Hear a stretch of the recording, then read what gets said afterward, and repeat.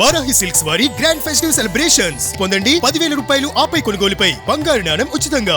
ఈ మధ్యనే shooting complete చేసుకొని సో పోస్ట్ ప్రొడక్షన్ వర్క్ కూడా కంప్లీట్ చేసుకొని 2025 సో IIFA గోవాలో జరిగినటువంటి ఫిల్మ్ఫేర్ ఫెస్టివల్లో అద్భుతంగా అనేక మంది ముందు సో తన పోస్టర్ని రిలీజ్ చేసి మన ఆహ్వానాన్ని మన్నించి మన స్టూడియోకి విచ్చేసినటువంటి మా ఊరి బావి చిత్రంలో నటించినటువంటి హీరో మరి హీరోయిన్ మరియు మిగిలినటువంటి నటులు మనతో ఉన్నారు.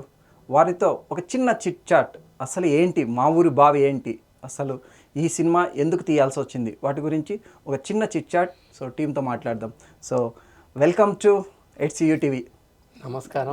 నమస్తే.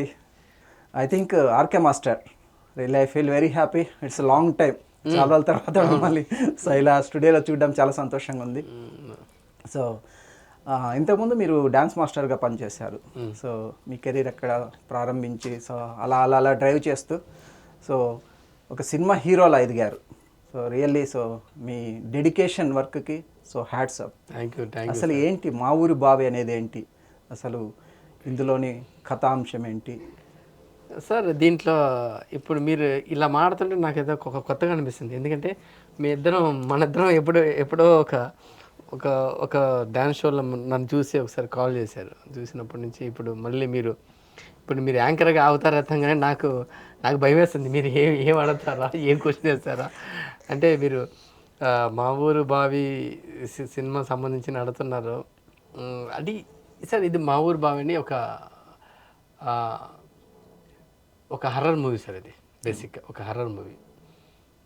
ఆల్రెడీ నేను నా ప్రీవియస్ మూవీస్ కూడా ఒక హర్రర్ ఒక థ్రిల్లర్ మూవీ చూశాను. ఇప్పుడు హర్రర్ మూవీ అంటే నాకు బేసిక్గా నాకు దెయ్యం అంటే పిచ్చ భయం. అన్ని దెయ్యం సినిమాలు తీసుకొస్తున్నాను నా దగ్గరికి. అవును, ఎందురా స్వామి ఇది నాకు అర్థం కావట్లేదు. అలా మా ఊరి బాబు అంటే ఈ కథ చెప్పగానే ఏంటి దీని బేస్ ఏంటంటే దెయ్యం అన్నారు. సత్యాన్ రా బాబు, మళ్ళీ దెయ్యాలు తీసుకొచ్చారా ఏంద్ర అని. అంటే దెయ్యానికి నాకు పెద్ద కనెక్ట్ ఉందనుకుంటా, అందుకని నన్ను దెయ్యాన్ని ఇలా ఇస్తున్నాడు. అంటే ఈ సినిమా మా ఊరి బావి అంటే మీకు అర్థమే ఉంటుంది, బావి లోపల దాని చుట్టే తిరిగేది సబ్జెక్ట్ మొత్తం.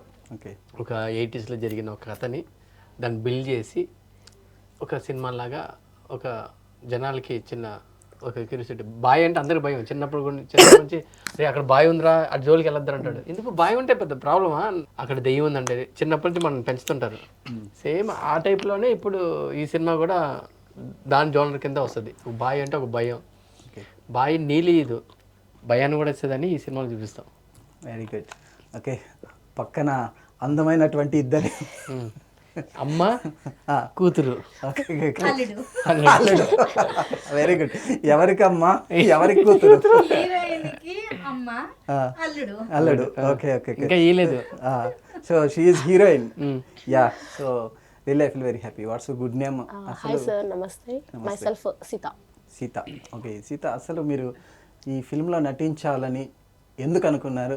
ఐ థింక్ ఇది నాకు తెలిసి సో ఇంతకుముందు మీరు ఏమైనా నటించారా, లేకపోతే this one is first film for you? First film sir. Yeah, okay. So how you got this opportunity from them? ఒకసారి ఇంటర్వ్యూకి పిలిచారు, ఒకసారి చూద్దాం ఆయన ఫస్ట్ ఫిల్మ్కి నన్ను పిలిచారు. అప్పుడు ఆడిషన్కి పిలిస్తే ఏమైంది ఏమో తెలీదు, ఇది మరి చిన్నపిల్లలాగా ఉంది వద్దు అని చెప్పేశారు.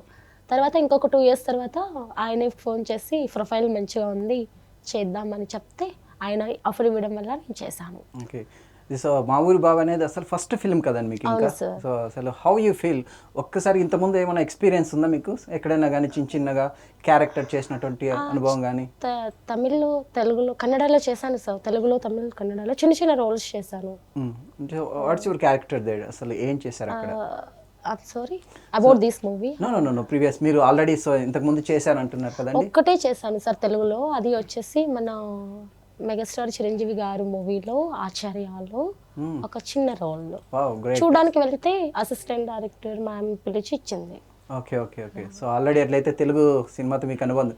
బేసికల్లీ మీరు ఎక్కడి నుంచి? So why? బికాస్ మీ తెలుగు కాస్త డిఫరెంట్గా అనిపిస్తుంది. I am from Bengaluru sir, border of Telugu. Okay okay, Karnataka. So which location in Karnataka? Chintamani. Chintamani నుంచి వచ్చారన్నమాట. Okay okay. So really we feel very happy. Okay, so first time big screen ముందుకు వచ్చినప్పుడు సో మీరు సో ఫస్ట్ షాట్ ఈ మా ఊరి బావి మూవీ ఉంది కదా, ఫస్ట్ షాట్ పూజ ప్రారంభమైన తర్వాత సో కెమెరా మీ మీదకి వచ్చినప్పుడు ఫస్ట్ డే మీ ఎక్స్పీరియన్స్ ఎలా ఉండింది? చాలా భయంకరంగా ఉంది సార్. మొత్తం టీం మొత్తంకి ఫీవర్ వచ్చింది. మేబీ హారర్ ఫిలిం వల్ల, హారర్ స్టోరీ వల్ల. ఐ డోంట్ నో వై, బస్ హీరో సార్ కూడా చాలా ఫీవర్ వచ్చింది. టీం మొత్తంకి ఫీవర్ వచ్చింది సార్, ఓకే, ఇంక్లూడింగ్ మీ. అంటే మీరు సో మా ఊరి బావి అనేది దయ్యం సినిమా అని చెప్పి దయ్యం ఏమన్నా ఒక్కసారిగా అందరినీ ఆహ్వానించి ఏమన్నా ఇది చేసిందని ఏమన్నా ఫీల్ అయ్యారా? అది ఆయన అడిగి చెప్పండి. Okay okay okay. కాదు, ఫస్ట్ ఎక్స్పీరియన్స్ ఈ కెమెరా పెట్టగానే నీకు ఏమొచ్చిందంటే జ్వరం వచ్చిందండి. అది కదమ్మా, ఏమొచ్చింది అసలు జ్వరం వచ్చింది. నేను అడుగుతున్నది జ్వరం వచ్చిన ఫీలింగ్ కాదు, బిగ్ స్క్రీన్ మీదకి వచ్చారు కదా. సార్ జ్వరమే వచ్చింది. జ్వరం వచ్చింది సార్, మీకు అర్థం కాదు. నిజంగానే జ్వరం వచ్చింది. ఆల్రెడీ ఎక్స్పీరియన్స్ ఉంది కదండి ఇంతకుముందు. అది మంచి అదే, అది ఆచార్య చిరంజీవి గారు ఉన్నారు అప్పుడు జ్వరం లేదు సార్. లేదు, ఇప్పుడు ఆర్కే ఉన్నాడు, దయ్యం సినిమా జ్వరం వచ్చింది. అలా కాదు సార్, ఇది హారర్ ఫిలిం కదా, మేబీ అందుకు వచ్చింది. Okay okay. సో అంటే వీళ్ళు మైండ్ లో ఫిక్స్ అయిపోయారు ఇది హర్రర్ సినిమా అని. ఆ భయంతో రేపొద్దున తెల్లరాగానే వీళ్ళకి భయంతో జ్వరం వచ్చేసింది. ఫస్ట్ సీన్, నీ ఫస్ట్ సీన్ ఏంటి? ఫస్ట్ సీన్ అదే సార్, దయ్యం గెటప్ వేస్. దయ్యం గెటపేసా? అది మ్యాటర్. ఇది స్టార్టింగ్ గెటప్ మీకు దయ్యం గెటప్ వేసారా సార్? ఈ ఫస్ట్ షాటే దయ్యం గెటప్ వేసుకొని మిర్రర్ లో ఈ పిల్ల ఫేస్ చూసుకుంది, అయిపోయి వచ్చేసింది సార్ ఫీవర్. అవును, సో మిమ్మల్ని మీరు చూసుకొని భయపడ్డారు. Really great. Okay okay. కానీ ఆ రోజు రాత్రి వచ్చింది కదా ఆ రోజు రాత్రి వచ్చింది సార్, ఆ రోజు రాత్రి వచ్చింది సార్. ఓకే, అసలు ఈ సినిమాలో మీ పాత్ర ఏంటి అంతకి? ఇందులో ఫస్ట్ లవర్ గర్ల్, తర్వాత స్లోగా అమ్మకి కూతుర్ని, ఓకే, అలా అలా అలా దయ్యం అయిపోతా. Yes yes yes. సో దయ్యంగా మారుతారు అండి, హీరోయిన్ నుంచి దయ్యంగా మారుతారు. Okay okay. సో అసలు వాట్ ఈస్ ది థీమ్ ఏంటి అసలు ఈ సినిమా గురించి? థీమ్ ఏంటి అసలు మీరు? సార్ ఈ థీమ్ అంటే ఒకటి వస్తే ఒక 80s లో జరిగిన ఒక కథ సార్. బేసిక్ అక్కడి నుంచి మన థీమ్ వచ్చేది. 80s కాదు 70s లో ఒక జరిగిన కథని దాని బేస్ మీదనే తీసుకొని ఒక థీమ్ ఒకటి వస్తుంది. అది ఏలో చేద్దామని కొంచెం గ్రాండ్గా చేద్దాం అంటే 70s అంటే కొంచెం రజాకారులు, ఒక విలేజ్, ఇండిపెండెంట్ ఒక విలేజ్లా ఆ టైప్లో ఒకటి ఏలో చేద్దామని ఒక ప్లాన్. అంటే 1980లో జరిగినటువంటి రియల్ స్టోరీని మీరు సినిమా అలా కొంచెం మన సినిమా టిక్గా కొంచెం మార్చాం. Okay okay okay. ఆ థీమ్ వచ్చి ఓన్లీ ఫర్ ఈ బాయ్ అనేది, అసలు బాయ్ అనేది బేసిక్ అని ముందు చెప్పినట్టుగా ఆ బాయ్లోనే బాయ్ చుట్టూ స్టోరీ తిరుగుతూ ఉంటుంది. కథ అంతా బావి చుట్టూనే తిరుగుతుంది, బావి చుట్టూ తిరుగుతుంటది. దీంట్లో మేము ఓన్లీ చిన్న ఒక పాత్రలో వచ్చిపోతుంటాం. ఆ బాయ్ దగ్గర వెళ్ళకూడదంటారు మన మేడం విందో. లేడీస్కి ఏంటంటే క్యూరియాసిటీ, అక్కడ పోవద్దమ్మా, బిగ్ బాస్ ఎందుకు చూస్తారంటే ఇదే చూస్తారు వీళ్ళు. ఆ పక్కన ఇంట్లో ఏం జరుగుతుందా అని వీళ్ళు ఈ క్యూరియాసిటీ. అలాగా ఈ బాయ్ దగ్గర పోవద్దు ఊరే కొంచెం కట్టుబాట్లు ఉంటుంది. మేడం నన్ను మెల్లగా తీసుకెళ్ళద్ది. ఇంకా అక్కడ నుంచి ఇంకా ప్రాబ్లమ్స్ స్టార్ట్, ఇంకా మొత్తం సినిమా మొత్తం రచ్చరచ్చ అవటం. అంటే సినిమా అనేది ఒక పాయింట్లో ఇలా పోవాలి అనుకుంటారు. సో కొంచెం స్లోగా. ఇక్కడ సినిమా స్టార్టింగ్ నుంచి ఇంకా పరిగెత్తుంటుంది సార్. ఇక్కడ మనకి స్లో అనేది లేదు, ఒక బ్రేక్ అనేది ఉండదు. ఏమో సాఫ్ట్వేర్ క్యారెక్టర్ చేసింది సినిమాలో. నేను పల్లెటూరులో ఉంటాను, ఒక క్యారెక్టర్ ఉంటుంది. అయితే ఒక సాంగ్ ఒకటి పెట్టుకుందామంటే నాకు ఎక్కువ ఆశ సార్. నాకు ఇది ఐస్లో మంచులో వేసి ఓ చెలియా నా ప్రియసఖి ఆ సాంగ్ చూసి ప్రభు వస్తుంది.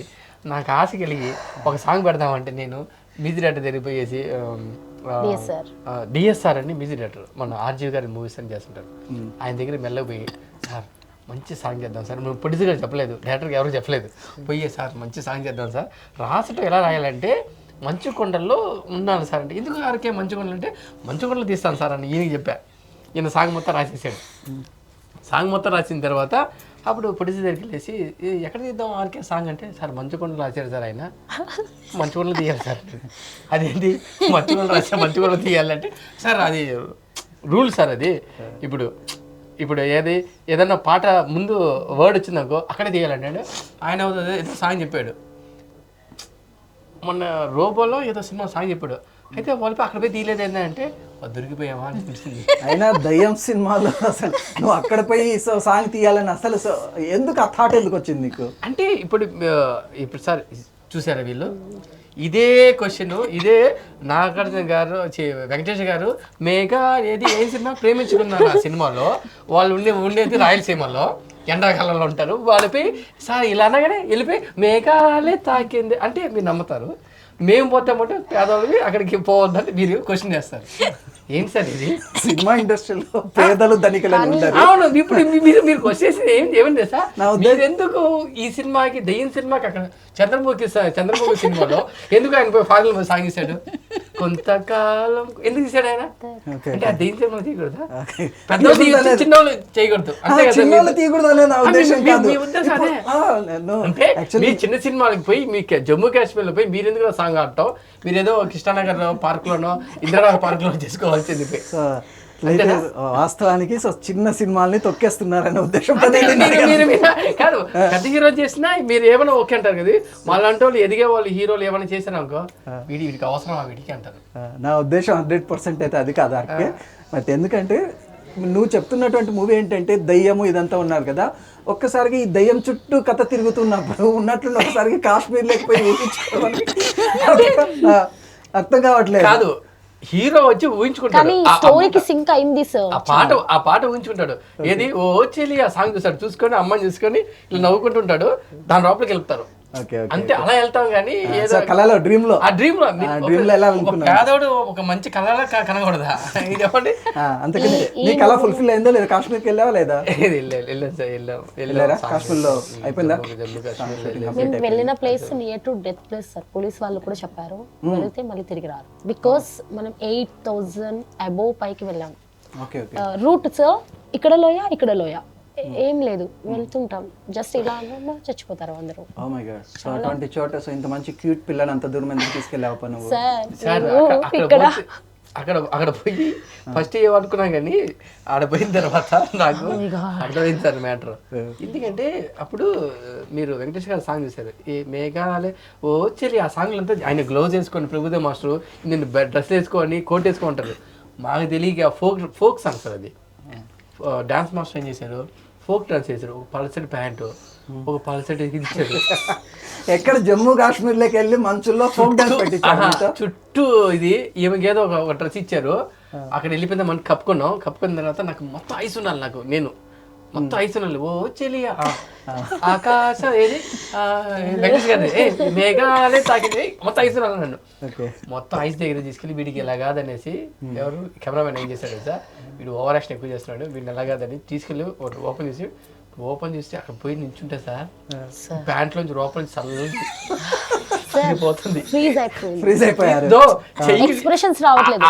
అది గ్లోవ్స్ తీసేసి హీరో గల్లాగా హీరో అన్నాను. కథం తర్వాత తెలిసి నాకు చెయ్యి ఇలా కొడుతుంటే తిమ్మిరిగిపోయి ఉంది. లైటర్ పెట్టుకొని కాల్చుకుంటున్నాను చెయ్యి. ఏం లేదు అప్పుడు అనిపించింది. అప్పుడు కళ్ళలు పెట్టుకున్నాను నేను, ఎడస్తున్నా లోపల పైకి కళ్ళతో పెట్టుకొని. నాకు ఇప్పటి వరకు ఫీవర్ తగ్గలేదు సార్. ఆ ప్లేస్ కి వెళ్ళాను. కాశ్మీర్ కి వెళ్ళొచ్చు స్టిల్. కాశ్మీర్ ఎన్ని రోజులు అయింది వచ్చి మీరు కాశ్మీర్ నుంచి? 1 వీక్ రీసెంట్ గా అనమాట. 1 వీక్ నుంచి ఇప్పుడు కూడా మీరు ఫీవర్ తో సఫర్ అవుతున్నారు. Especially this is December month లో అసలు temperature as per my expectation so minus లో ఉంటుంది. -1 సార్ మేము వెళ్ళిన ప్లేస్. సార్ ఇప్పుడు అందరూ అదే సార్. అయితే ఎవరిని ఏ ఎదవైనా సరే ఈ చలికాలంలో పెట్టుకుంటారట, ఈ ఎదవ పెట్టుకున్నాడు సార్. అక్కడ మీద తెలిసేది నాకు, అమ్మో నాయన అంటే అలా ఒక అంత కష్టపడ్డారు కాబట్టి అండి. కష్టానికి అయితే ఫలితం అయితే సినిమా ద్వారా వస్తుంది. చాలా బాగా వచ్చింది సార్, చాలా బాగా వచ్చింది. Yes madam. యాక్చువల్లీ మీరు హీరోయిన్ మదర్ అన్నారు. అసలు మీరు ఎక్కడి నుంచి మేడం? యాక్చువల్లీ ఇంతకుముందు మిమ్మల్ని నేను కొన్ని సినిమాల్లో తెరపై చూశాను మిమ్మల్ని. Really so you acting in good. మాది తాడేపల్లి కూడా వెస్ట్ గోదావరి అండి. ఇప్పుడు ఉండేదైతే ఇక్కడ భరత్నగర్ దగ్గర మూసాపేటలో ఉంటాం మేము. నేను వచ్చి ఒక 24 సినిమాలు చేశాను. అన్ని చిన్న చిన్న క్యారెక్టర్సా లేకపోతే ఒక హీరోయిన్ మదర్ క్యారెక్టర్స్. ఇది 3వ సినిమా అండి నాకు. తర్వాత ఒక మూవీలో విలన్ రోల్ చేశాను. అంటే 2 మూవీస్ రిలీజ్కి రెడీగా ఉన్నాయండి. నెక్స్ట్ మంత్ 5 మంత్లో డబ్బింగ్లు అవన్నీ అయిపోయినాయి. Coming soon. Yes yes. So మేము విన్నాం మీరు ఇంతకుముందు డబ్బింగ్ కూడా కొద్దిమందికి చెప్పారని చెప్పి విన్నాము. ఒక శ్రీకాకుళం అనే మూవీకి డబ్బింగ్ చెప్పా, 3 ఆర్టిస్టులకి చెప్పా. నావి నేనే డబ్బింగ్ చెప్పుకుంటాను. బయట వాళ్ళు ఎవరైనా సినిమాలు, ఒక లారీ మూవీ వచ్చింది, దాంట్లోనే కూడా డబ్బింగ్ చెప్పాను.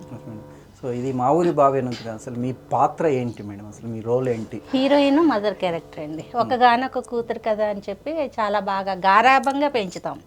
పెంచినందుకు మొండిఘటంలో తయారవుతుంది అనమాట. మొండిఘటంలో తయారయ్యి హీరోయిన్ పాడేసిందా, హీరోయిన్నే పాడేశారో మొత్తానికి పాడేసండి. మా అమ్మాయికి దెయ్యం పట్టేలా చేశాడు అల్లుడు. అల్లుడు చేసి సైడ్ అయిపోతాడండి. ఆ అమ్మాయితో కష్టాలు, బాధలు, కన్నీళ్ళని మేము అనమాట. అంటే ఆ సినిమా చూస్తుంటే ఎలా ఉంటుందంటే ఆడియన్స్కి దీని తర్వాత ఏం జరుగుద్ది అనే టెన్షన్ ఉంటుంది సినిమాలో. ఆ టెన్షన్తో కూడిన భయం, బాధ, మేము అందులో ఆ ఎమోషనల్ సీన్స్ అవన్నీ చూస్తుంటే, మన చిన్నతనంలో కాశ్మీర మూవీ అనేది వచ్చింది గుర్తుందా? దాన్ని మరిపింపచేసేలా ఉంటుందండి సినిమా అయితే. మళ్ళీ అంతలా ఉంటుంది. అమ్మాయి అసలు ఆ గాలిలో లేవడం దగ్గర నుంచి అంతా కూడా చాలా అసలు చిన్న సినిమా అనేది ఒక పేరుకే కానివ్వండి, పెద్ద సినిమా స్థాయిలో కష్టపడి చేసామండి. చాలా కష్టపడ్డారన్నమాట. Yes yes, very good madam. అసలు సో దీంట్లో అసలు మీకు షూటింగ్ జరుగుతుంటుంది కదండి, చాలా కెమెరాలు, చాలామంది యాక్టర్స్, చాలామంది ఆడియన్స్ కూడా షూటింగ్ జరగడానికి చూసే వాళ్ళు వస్తూ ఉంటారు కదా. సో ఎక్కడైనా కానీ ఈ మూవీలో మొత్తంలో మీకు ఒక మంచి ఎమోషనల్ టచ్ ఇచ్చి, సో చాలామంది, సో మామూలుగా సినీ యాక్టర్స్ అంటేనే, మేము కూడా చిన్నప్పుడు ఏంటంటే సినీ యాక్టర్స్ని చూస్తుంటేనే వాళ్ళ దగ్గరికి వెళ్ళి మాట్లాడాలి, వాళ్ళతో సో ఫోటో తీసుకోవాలని చెప్పి సో ఒక యాంగ్జైటీ క్రియేట్ అవుతుంది. అలా ఒక బ్యూటిఫుల్ మూమెంట్. సో మీరు ఇంతకుముందు సినిమాలో కూడా నటించారు, ఇప్పుడు కూడా నటిస్తున్నారు. ఒక మంచి సో హార్ట్ టచింగ్ మూమెంట్ ఏదైనా మీకుందా ఈ జర్నీలో? పెద్ద పెద్ద ఆర్టిస్టులని నేను ఇండస్ట్రీకి రాకముందు వాళ్ళతో మాట్లాడితే బాగుండేది, వాళ్ళతో ఫోటో దిగితే బాగుండేది అనుకున్న నేను ఇప్పుడు పెద్ద పెద్ద ఆర్టిస్టులతో కలిసి వాళ్ళ వైఫ్ క్యారెక్టర్స్ చేస్తున్నప్పుడు చాలా హ్యాపీగా ఉంటుంది. ఈ మూవీలో వచ్చి నా కూతురు ఇక అసలు ఎలా ఉంటుందంటే, ఆ చూసిన జనాలను కూడా కళ్ళ నుంచి నీళ్లు తెప్పించే విధంగా ఒక సీన్ ఉంటుందండి. ఆ సీన్లో అయితే ఆ పల్లెటూరు కదండి, పల్లెటూరులో జనరల్గా సీరియల్ చూస్తేనే కళ్ళల్లోంచి నీళ్ళు వచ్చేస్తాయి. మేము ఆ సీన్ చేస్తుంటే నిజంగా అందరూ కళ్ళు నీళ్ళు పెట్టుకున్నారండి ఆ సీన్. అది రియల్గా వచ్చింది నిజంగా. అంత బాగుంటుంది అనమాట సినిమా. ఓకే, హీరోయిన్ గారు, మీరు ఈ షూటింగ్ జరుగుతున్న సందర్భంలో సో మంచి ఒక ఫన్నీ సిచ్యువేషన్ ఏదైనా మీరు బాగా ఎంజాయ్ చేసి సూపర్ చాలా బాగుంది సో అన్నటువంటి సందర్భం? యాక్చువల్లీ హీరో సార్కి ఫస్ట్ షాట్ జరిగింది, ఫస్ట్ డే. సార్ ఈయనని చూస్తే నాకు ఆ రోజు జూనియర్ రవితేజ గారు లాగా, లిటరలీ సార్ నవ్వి అందరూ ఊరు మొత్తం జనాలు నవ్వి కింద పడిపోయారు సార్. అంత బాగా చేశారు. I have a clip also, I'll show you after this. ఊరు పడేసాడా? అందరూ నవ్వి పడిపోయారు సార్. మొత్తానికి హీరో అన్నారు, కామెడీ కామెడీ కూడా చాలా బాగా. హీరో ఫ్రెండ్స్ కానీ హీరో కానీ నవ్వించేది కూడా ఉందండి. ఎంత అయితే ఏడిపిస్తామో అంత నవ్వే సీన్లు కూడా ఉన్నాయి సినిమాలో. అంతే ఏం చెప్పి అంత ఊర్లో వాళ్ళందరినీ పడి నవ్వేలా చేస్తారు. ఆ వాటర్ ట్యాంకులు వచ్చాయి కదా చిన్నప్పుడు, వాటర్ రాక ఆ టైప్ సీన్ అనమాట. వాళ్ళిద్దరూ కొట్టుకుంటూ ఉంటదండి. నిజంగా మాస్ ఏరియాల్లో ఎలా ఉంటారు ఆ టైప్ లో. ఒక క్లిప్ చెప్తా సార్. విక్రమార్కుడులో రవితేజ గారు ఆడవాళ్ళతో గొడవ పడతారు, అదే మాదిరి ఈయన సేమ్ యాస్టీస్ దింపేశారు సార్. అప్పుడు ఈయన బాడీ లుంగిలో ఆ మూమెంట్ అది అసలు ఇప్పటికే తలుచుకుంటే నాకు నవ్వు సార్. నేనైతే పడిపోయి నవ్వాను సార్ అసలు. ఓకే ఆర్కే మాస్టర్, సో ఇంతకుముందు ఒక 2-3 సినిమాలు చేస్తావు, హీరోగా చేస్తావు. ఒకటి మహాబలి అని, సో రెండోది నీరుకుల్లా. నాకు తెలిసి ఇది 3వ మూవీ నీది. సో ఇంతకుముందు చేసినటువంటి మూవీస్, ఇప్పుడు చేసినటువంటి ఈ మూవీ అసలు డిఫరెన్స్ ఏమని అనిపించిందా నీకు? సార్ ఒక్కొక్క సినిమాకి ఒక్కొక్క ఎక్స్పీరియన్స్ సార్. ఫస్ట్ సినిమాకి ఒక ఎక్స్పీరియన్స్, సెకండ్ సినిమాకి ఒక ఎక్స్పీరియన్స్. ఈ సినిమాకి ఒక చిన్న ఏం డిఫరెంట్ అంటే కొంచెం మెచ్యూర్డ్, కొంచెం లెవెల్ కొంచెం పెరుగుతుంటుంది. ఓ ఈ సీన్కి మనం ఇలా చేయాలి, ఈ సీన్కి ఎలా చేయాలి అని. ఇప్పుడు మన బేసిక్గా నేను హీరో అదని రాలే కదా, హీరో అదని వస్తాన అనుకున్న వాళ్ళు ప్రాపర్గా వస్తుంది. ఈ సీన్కి ఎలా చేయాలి మనకు తెలియదు కదా. ఈ కామెడీ సీన్ ఇప్పుడు వీళ్ళు అన్నారు కదా, ఇప్పుడు వీళ్ళు నవ్వించడం కదా సార్, మనం ఊర్లో ఉన్న వాళ్ళందరూ నవ్వాలంటే మనం లైవ్లో మనకు చేసి చూపించాలి. అది లైవ్లో చేసి చూపించుకుందే మన ఇప్పుడు ఎడిటింగ్లో మనం ఏమైనా చేసుకోవచ్చు, కామెడీ సీన్స్ ఏమైనా చేసుకోవచ్చు. బట్ లైవ్లో చేయాలంటే మనం లైవ్గా చేయాలని అనిపిస్తుంది. అలాంటి సీన్ కొంచెం డిఫికల్ట్ అనిపిస్తుంది. నెక్స్ట్ హీరోయిన్ని మాది ఇంటికి వస్తాను, ఇంటికి వచ్చి నాకు ఎమోషనల్ ఒక సీన్ ఉంటుంది, అమ్మాయితో వాళ్ళ డాడీతో మాట్లాడే సీన్ ఉంటుంది. అది ఒక ఏమంటారు, ఒక ఎమోషనల్ సీన్ని మనం ఎలా పండించాలి. మనం ఎమోషనల్ సీన్ చేస్తే ఎదుటి వాళ్ళ కళ్ళలో నీళ్ళు రావాలి, అతన్ని ఏడవాలంటే మనం ఎలా బాగా యాక్ట్ చేయాలంటే అంత బాగా చేయాలి. ఇవన్నీ నాకు టాస్క్ అనిపిస్తుంది. అంటే సీన్ ముందే చెప్పగానే నేను కొంచెం ప్రిపేర్ చేసుకుంటాను. అయ్యో ఈ సీన్ ఎలా చేయాలి అంటే, సార్ నవ్వుపించటం ఏడిపించటం చాలా టఫ్ సార్. ఓకే, చాలా చాలా చాలా టఫ్ జాబ్ అది. వాస్తవం. ఎందుకంటే మనుషుని ఎదుట నవ్వుపించాలంటే చాలా కష్టం. వానికి అది చాలా టఫ్ జాబ్. ఏడిపించడం కూడా టఫ్ జాబ్. నేను కొన్ని సినిమాలు చేసుకుని నేను ఏడుస్తుంటాను సినిమా చూసినప్పుడు. నాకు అనిపిస్తుంది, అమ్మా బయటకు వచ్చింది అనిపిస్తుంది. నా కళ్ళలో నీళ్ళు తెప్పించారంటే వాళ్ళు జీవించాలి సార్, సినిమా అంటే జీవించాలి.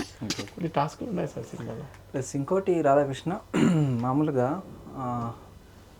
ఇట్లా టాలీవుడ్ కానీ అటు కోలీవుడ్లో కానీ ఏంటంటే చిన్న సినిమాలకు అంత త్వరగా ప్రోత్సాహం లభించదు, చిన్న హీరోల్ని చిన్న సినిమా వాళ్ళని సో తొక్కేస్తుంటారని ఒక నెగిటివిటీ బాగా స్ప్రెడ్ అయింది. మామూలుగా సినిమా అంటేనే కోట్ల బడ్జెట్ నాకు తెలిసి. సో మీ సినిమాకి మీరు ఎంత ఖర్చు పెట్టారో అదంతా సెకండరీ. కానీ ప్లస్ ఇంకోటి ఏంటంటే నువ్వు ఇప్పుడిప్పుడు ఎదుగుతున్నటువంటి హీరో, ఆల్రెడీ ఒక 2 మూవీ చేసేది 3వ మూవీ. సో దీనికి సో నెక్స్ట్ ఒక ప్రొడ్యూసరు సో నీ పైన కాన్ఫిడెన్స్, అసలు ఆ రాధాకృష్ణ అనేటటువంటి ఒక వ్యక్తిని నేను హీరోగా నా సినిమాలో పెట్టుకుంటే నా ఫిల్మ్ సక్సెస్ అవుతుందని ఫస్ట్ మిమ్మల్ని ప్రొడ్యూసర్ నమ్మాలి. అసలు ఏ భరోసాతో ప్రొడ్యూసర్ మిమ్మల్ని నమ్మి సో ఈ సినిమా పైన సో డబ్బు వెచ్చించడానికి ముందుకు వచ్చాడు? ఇప్పుడే చెప్పాను మీకు, చిన్న సినిమాలు ఆడతాయన్న నమ్మకం కూడా లేదు, థియేటర్స్ దొరుకుతాయన్న నమ్మకం కూడా లేదు. ఇటువంటి సమయంలో ఏ ప్రొడ్యూసర్ కూడా రిస్క్ చేయడు, ఎందుకంటే కోట్లతో కూడుకున్నటువంటిది. సో అంత సిచ్యువేషన్లో కూడా రాధాకృష్ణ అనేటటువంటి ఒక వ్యక్తి పైన సో డబ్బు నేను పెట్టినా నాకు లాభం వస్తుందని ఒక కాన్ఫిడెన్స్ ఎలా వచ్చింది? ఐ థింక్ మీ ప్రొడ్యూసర్ వచ్చి ప్రమోద్ గారికి మీ పైన ఏమంత కాన్ఫిడెన్స్? మీరు ఇంత ఓపెన్గా ఇంత కష్టమైన క్వశ్చన్ అడిగారు, దానికి నేను టక్కన సమాధానం చెప్పలేకపోతున్నాను. ఎందుకంటే మీరు చెప్పిన అడిగిన కష్టం కరెక్టే సార్. వాస్తవం, నేను అడుగుతున్నది వాస్తవం కదా. అవును, అంటే ఇప్పుడు నా ప్రీవియస్ మూవీస్ ఉన్నాయి సార్.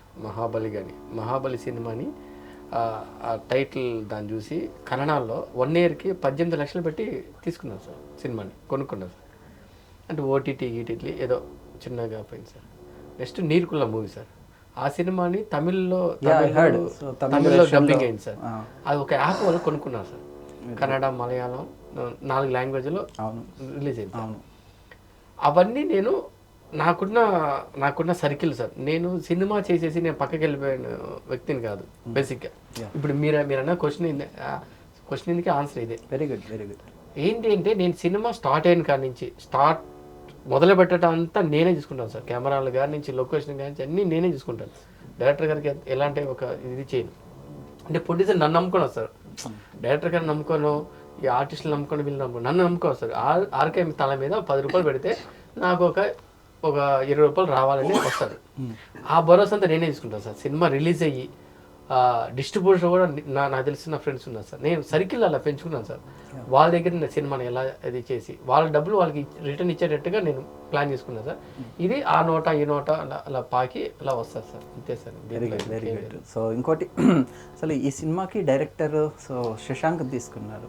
శశాంక్ కూడా హీఈస్ ఆల్సో న్యూ డైరెక్టర్, పెద్దగా అనుభవం లేదు, కొద్దిమంది దగ్గర సో అసిస్టెంట్ డైరెక్టర్గా పనిచేస్తూ వస్తున్నాడు. అతనికి ఇంతకుముందు కూడా ఏది సినిమాలు పెద్దవి చేసినటువంటి అనుభవం కూడా లేదు.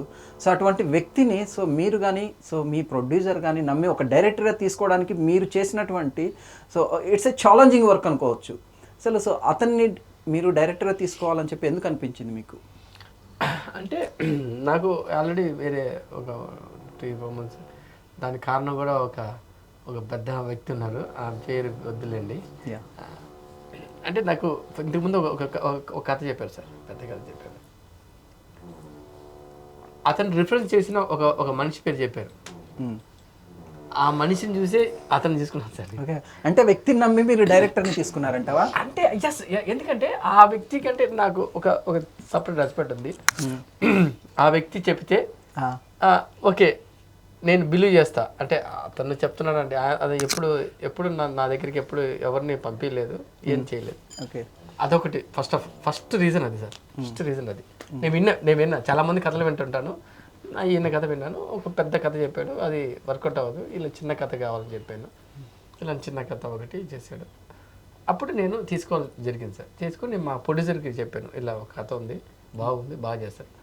అతను బ్యాక్గ్రౌండ్ ఆ వ్యక్తిని నమ్మి ఈ వ్యక్తిని నేను నమ్మాను సార్, అంతే. ఇంకేం దీంట్లో ఏం లేదు. ఎందుకంటే ఒక మనిషిని మనం బిలీవ్ చేయాలి. Very good. Yeah really. So అతను కూడా ఏంటంటే ఒక మంచి ఆపర్చునిటీ మీరు ఇచ్చినట్లే కదా. సో తను ప్రూవ్ చేసుకుని సో రేపు పొద్దున ఎదిగాడు అనుకోండి, మిమ్మల్ని అయితే మర్చిపోడు, మిమ్మల్ని కానీ మీ ప్రొడ్యూసర్ని కానీ. Yeah very good. Okay, next so releasing plan సరే ఎప్పుడు సో మొత్తం అంత వర్క్ అంతా కంప్లీట్ అయిపోయిందా? పోస్ట్ ప్రొడక్షన్ అవుతుంది సార్, ఇంకా సీజీ వర్క్లో వచ్చి చాలా వర్క్లు ఉన్నాయి, ఇంకా రన్నింగ్. బాగా కొన్ని గందరగోళాలు కూడా ఎదుర్కొంటున్నారని చెప్పి బాగా సో ఫినాన్షియల్గా కూడా, ఎందుకంటే చిన్న మూవీస్ అంటే నాకు తెలుసు ఎలా ఉంటుంది అనేది, ప్రతి ఒక్కటి కూడా సో లక్షలు కోట్లతో కూడుకున్నటువంటిది. సో ఎప్పుడు రిలీజ్ చేయాలని చెప్పి ప్లాన్ చేస్తున్నారు? సార్ మా ప్రొడ్యూసర్ గారికి ఏంటంటే నేను ఇంతలో తీద్దామని ఉన్నాను సార్, ఆయన కాంప్రమైజ్ అవ్వట్లేదు. ఓకే ఓకే ఓకే గోడ్ ఏదైనా సరే ఇంత సినిమాని ఇంత చేసాం, బట్ ఏ రోజుగానే ఆయన వద్దు అన్నీ పెట్టుకుంటూ వచ్చారు. ఇప్పుడు సాంగ్ కూడా నాకు తీద్దామంటే ఓకే అన్నాడు. నెక్స్ట్ ఇంకొకటి ఏమైనా సీజీ వర్క్లు ఇంత చేద్దాం అన్నాడు, అంత ఓకే, నో కాంప్రమైజ్. మణిరాజ్ అని మా సినిమాలో కెమెరామెన్ అన్నాడు. ఈజ్ అ వెరీ ఎక్కువ క్యారీ తీసుకుంటాడు సినిమాని. ఇక తీసిండే మన ఎడిటర్ అని జమీర్ అన్నాడు, editor this very Ramesh studio అని మన మణికొండలో ఉంది.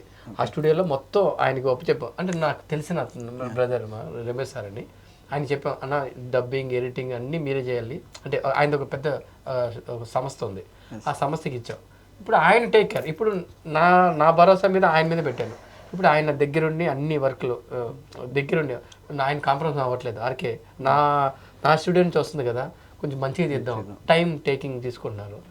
వేద అని జానీ మాస్టర్ అంతకుముందు కూడా మంచి కోరియోగ్రాఫర్ కదా. అదే నీ సినిమాకి నువ్వే చేసుకోండొచ్చు కదా, వేరే వాళ్ళకి ఎందుకు ఛాన్స్ ఇచ్చా? అబ్బాయి నా స్టూడెంట్ అప్పుడు మగధేలా చేసినప్పుడల్లా. ఎందుకంటే వేదాకి ఈ సాంగ్ అంటే అన్ని నేనే చేయకూడదు కదా, డాన్స్ నేనే ఆడి అన్ని ఫైట్ నేనే చేసి ఇంకా అన్ని చేసేసి ఇంకా సినిమా నేనే చూడాల్సి.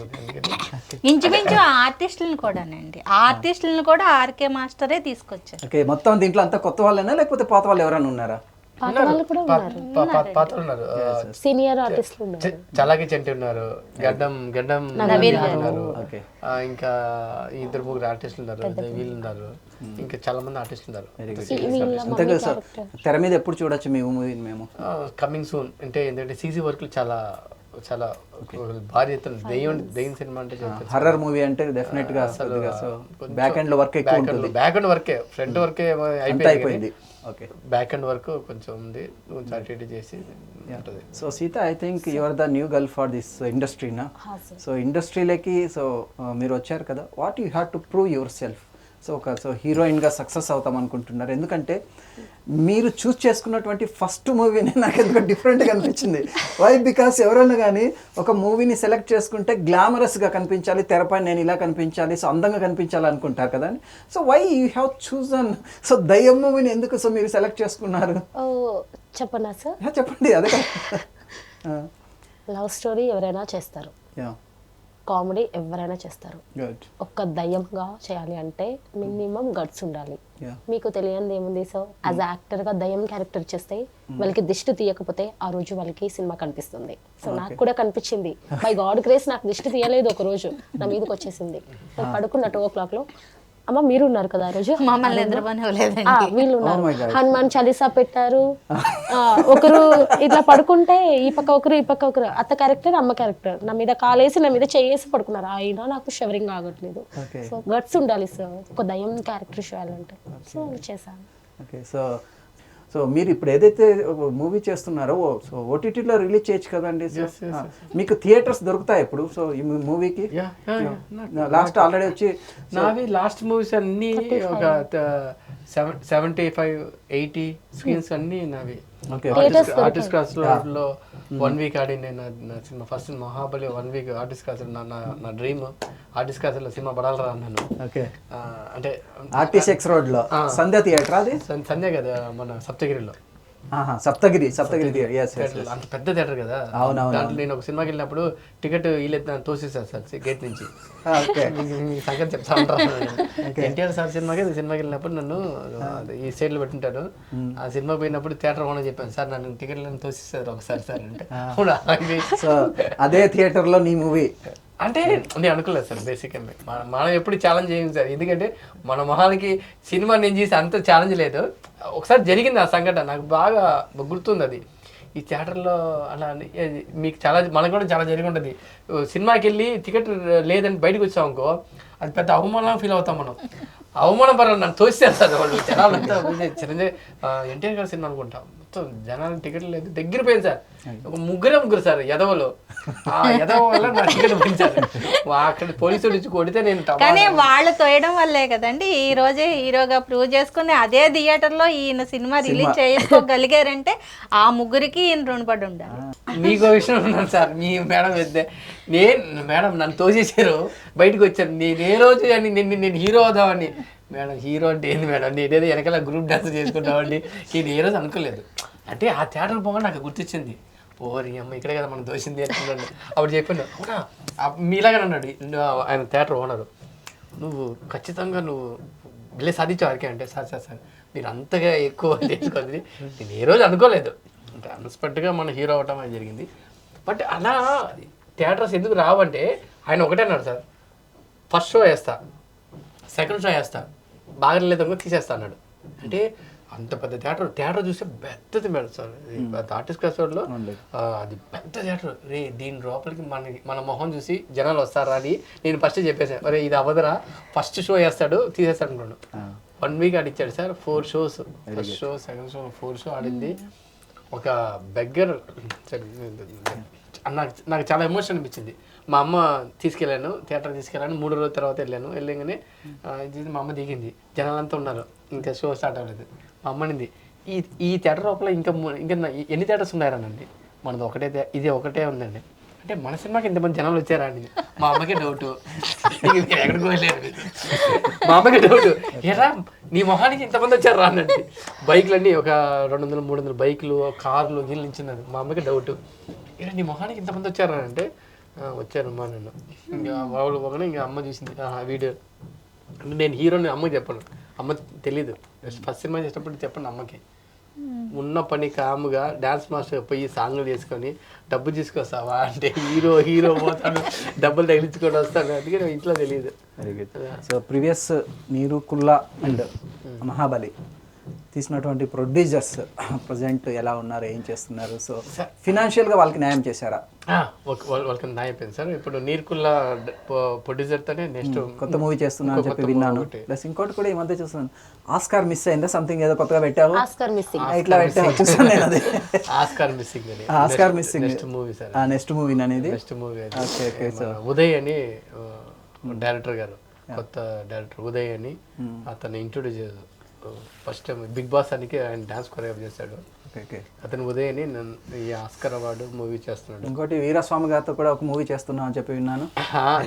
ఎవరు చెప్పేస్తారు మీకు అన్ని? పని అది కదా.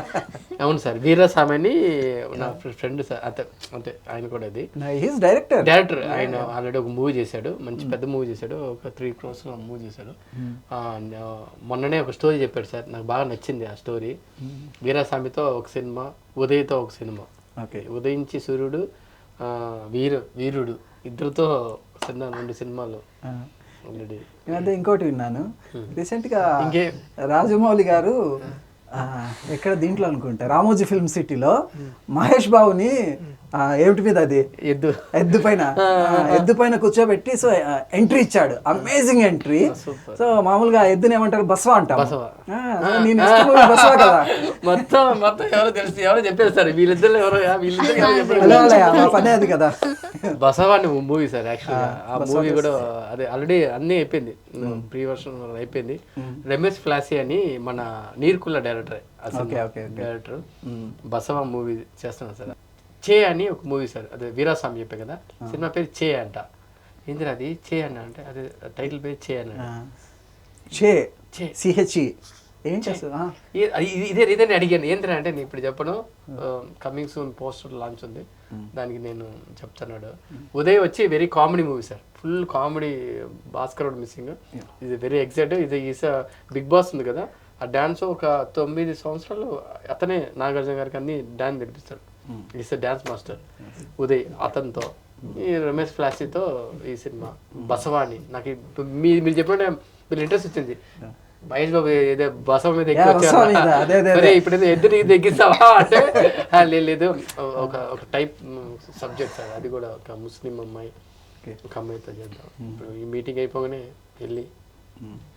మీరు ఇన్ని రోజులు పడ్డ కష్టానికి, మీ శ్రమకు తప్పకుండా దేవుడు మంచి ప్రతిఫలం ఇవ్వాలని చెప్పి మా యూటీవీ తరఫున మనస్ఫూర్తిగా మేము కోరుకుంటున్నాము. సో హీరోయిన్ ప్లస్ వాళ్ళ మదర్కి ప్లస్ హీరో రాధాకృష్ణకి మా మనస్ఫూర్తిగా సో కృతజ్ఞతలు తెలుపుకుంటూ, so will meet next event. Best of luck, have a great day. Thank you very much.